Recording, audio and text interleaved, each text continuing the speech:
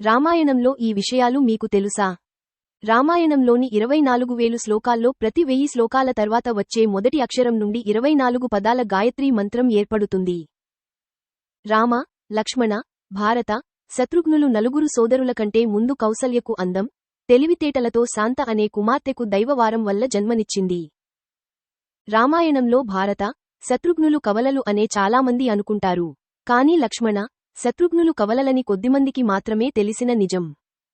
శ్రీరాముడు శ్రీమహావిష్ణు అవతారమైతే, లక్ష్మణుడు శేషనాగు అవతారం, భరతుడు సుదర్శన చక్రం అవతారం, శత్రుఘ్నుడు శంఖం అవతారం. శ్రీరాముడు సీతాదేవి స్వయంవరంలో శివధనుస్సును విరిచారు. ఆ శివుని విల్లును పినాక అనే పేరుతో సంబోధిస్తారు. మొత్తం రామాయణంలో అత్యంత ఆసక్తికరమైన ఘట్టం లక్ష్మణ రేఖ. కానీ ఈ కథ వాల్మీకి రామాయణంలో ప్రస్తావించబడలేదు. రావణుడు గొప్ప వీణా వాద్యకారుడు, ఎంతగా అంటే అతని సంగీత నైపుణ్యం శివ తాండవ సృష్టికి దారితీసింది. వీణ అతని జెండాకు చిహ్నం.